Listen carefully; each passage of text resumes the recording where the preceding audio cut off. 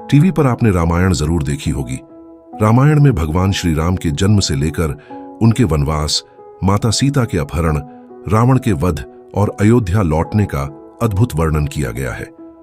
प्रभु श्री राम के भक्त पवन पुत्र हनुमान जी के बारे में सब जानते ही हैं। हनुमान जी प्रभु राम के प्रिय और सबसे बड़े भक्त थे। हनुमान जी ने छाती चीरकर दिखाया था कि उनके रोम रोम में श्री राम बसते हैं। लेकिन एक बार भगवान श्री राम अपने सबसे प्रिय भक्त हनुमान के प्राण लेने को तैयार हो गए थे। इतनी ही नहीं, जब प्रभु राम की हनुमान जी को मारने की सारी कोशिशें नाकाम हो गईं, तो उन्होंने ब्रह्मास्त्र का प्रयोग भी किया था। आप सोच रहे होंगे कि हनुमान जी तो श्री राम के प्रिय थे, तो फिर उन्होंने ऐसा क्यों किया था? इस कथा के बारे में दिल्ली के जाने माने पंडित आचार्य सचिन शिरोमणि जी ने विस्तार से बताया है।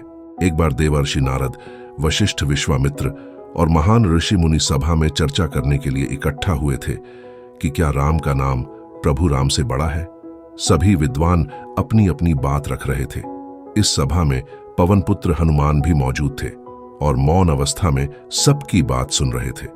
देव ऋषि नारद का कहना था कि राम का नाम स्वयं प्रभु श्री राम से भी बड़ा है। यही नहीं, उन्होंने भरी सभा में अपनी बात को साबित करने का दावा भी किया। कुछ समय पश्चात सभा समाप्त हो गई और सभी साधु जाने लगे। उसी समय नारद जी ने हनुमान जी को वशिष्ठ, विश्वामित्र को छोड़कर सभी ऋषियों का सत्कार करने को कहा।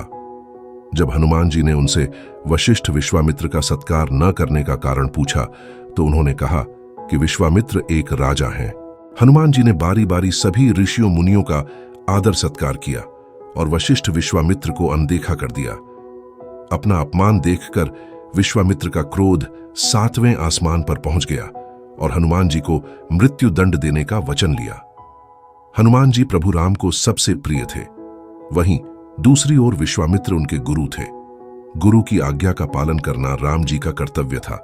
इसलिए राम जी ने हनुमान को मृत्यु दंड देने का निश्चय किया। हनुमान जी को जब पता चला कि प्रभु श्री राम उन्हें मृत्यु देने के लिए स्वयं आ रहे हैं, तो वह कुछ समझ नहीं पाए। तभी उनके पास आर्षि नारद आए और उन्हें राम के नाम का जाप करने को कहा। आर्षि नारद की बात मानकर हनुमान जी भगवान राम का नाम जपने लगे। राम का नाम जपते जपते वो गहरे ध्यान में चले गए। भगवान राम ने पहुंचकर हनुमान जी पर तीर चलाने आरंभ कर दिए, लेकिन बजरंग बली को कोई असर नहीं हुआ। ऐसा देख श्री राम ने मन में विचार किया कि जो भक्त मेरे नाम का जाप कर रहा है, उसका मैं कुछ नहीं बिगाड़ सकता। भगवान राम को गुरु का वचन निभाना था। अपने तीरों को विफल देख इस बार प्रभु राम ने ब्रह्मास्त्र का प्रयोग करने का निश्चय किया, लेकिन ब्रह्मास्त्र भी हनुमान जी का बाल बांका नहीं कर सका। यह सब देख नारद जी ने विश्वामित्र जी को सच बता दिया। इसके बाद विश्वामित्र का क्रोध शांत हो गया और उन्होंने राम को वचन से मुक्त कर दिया।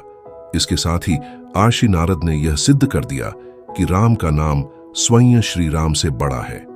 रुद्रावतार हनुमान जी भगवान शिव का ही स्वरूप है। वह उनका 11वां अवतार है। हनुमान जी वानर राज केसरी के यहाँ माता अंजना के गर्भ से जन्मे थे।